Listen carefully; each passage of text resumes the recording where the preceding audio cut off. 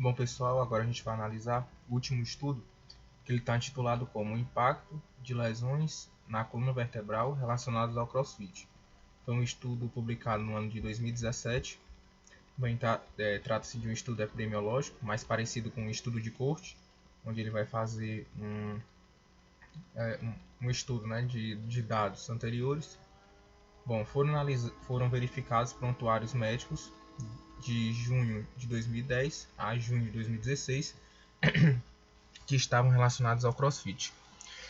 Os prontuários foram revisados por médicos especialistas, neurocirurgiões e ortopedistas especialistas em coluna, certo? Então, o que isso quer dizer?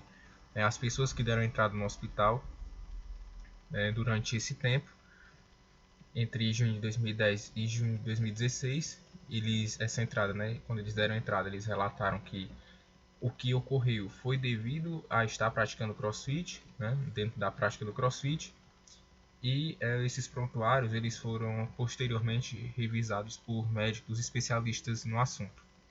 Bom, a amostra foi constituída por prontuários de pessoas com algum tipo de lesão dentro da modalidade do CrossFit e foram excluídos os que relataram queixa fora do CrossFit, né? Queixa de lesão fora do CrossFit.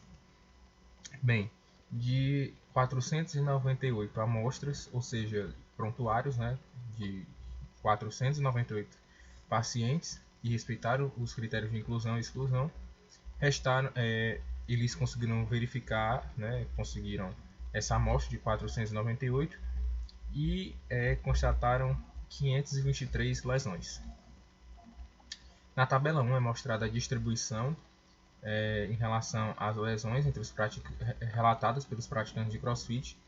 Nós podemos perceber que nas lesões musculoesqueléticas, a sua grande maioria, né, 20,9%, está relacionado à coluna e 18,3% relacionados ao ombro. Os que relataram algum tipo de lesão, né, relacionados ao CrossFit. A média de idade está entre 37,2%, o IMC de 26,8, né, um pouco acima do normal. A experiência no CrossFit. O que me chamou a atenção foi que 80,9% eles estão classificados como desconhecido, porque assim eles fizeram, né, a classificação entre iniciante, as pessoas que já têm uma certa experiência, e desconhecido, ele não colocou o que seria, né, desconhecido. Então pode ser aí pessoas que entram na prática e fazem um período, depois saem, depois fazem de novo, e aí você não tem como uma percepção de como que essa pessoa está em relação à técnica, né, dos movimentos.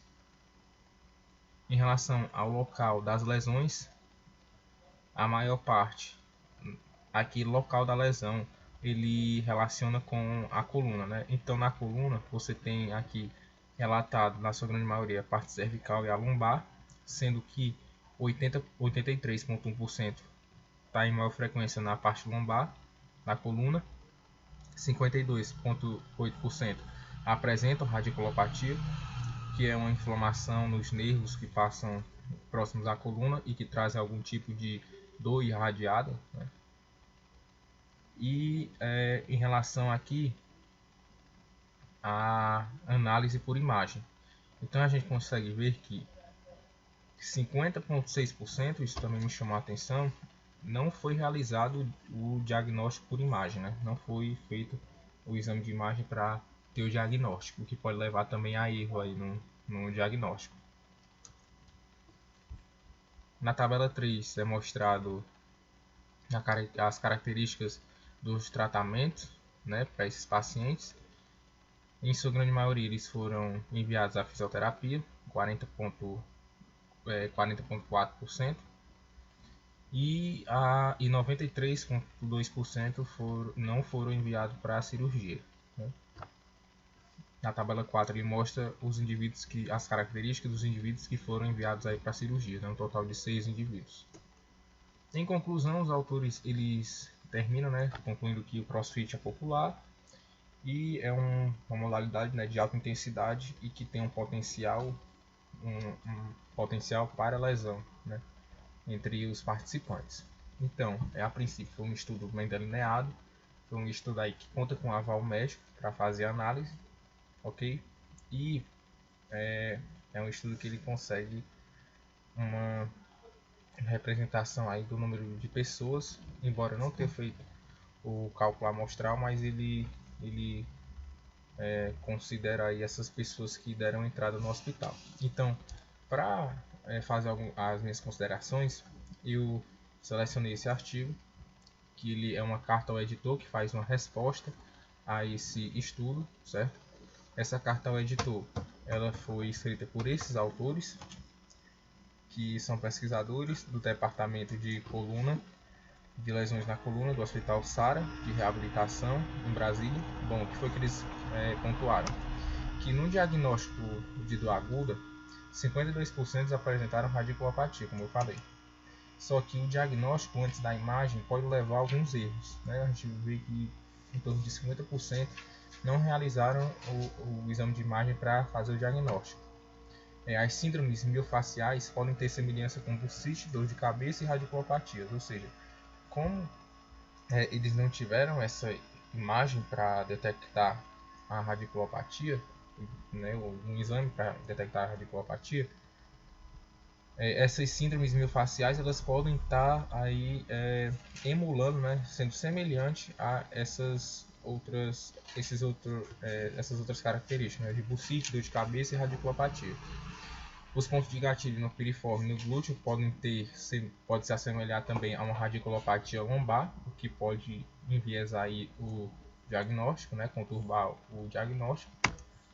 O tratamento ele pode ser ineficiente, né, por mau diagnóstico. Aí, em relação à dor aguda, a síndrome miofacial dolorosa tem etiologia multifatorial, como esforço repetitivo, postura inadequada e fadiga muscular. Esses fatores estão dentro do treino de CrossFit, né, o que você pode desencadear isso, e não necessariamente a radiculopatia. Bem, mas o que leva esses indivíduos a sofrerem dessa síndrome miofacial? Bom, a falta de técnica e flexibilidade. Flexibilidade ela pode também ser discutida, né? Entre os praticantes, pode ter acarretado isso, e também o negligenciamento de overtraining e de intensidade, né? Então, talvez aí, será que se o indivíduo ele negligencia o overtraining e a alta intensidade, né, o alto volume de treino, será que isso não tem relação com os prontuários, né, que os indivíduos obtêm quando chegam no hospital? E os autores eles concluem, né, acabam no final concluindo que no CrossFit, assim como toda modalidade, você deve controlar o volume e intensidade e periodizar o treinamento, né? Eles não condenam o CrossFit, mas sim você tem algumas características dos praticantes, né, em relação ao treinamento, né? A falta de acurácia, de perícia no treinamento pode levar a esse quadro, e que o CrossFit é um esporte que deve ser periodizado, né, assim como os outros tipos de treinamento. Então, são essas as considerações, né, feitas aí por pesquisadores também especialistas em coluna, sobre o estudo que eu mostrei para vocês.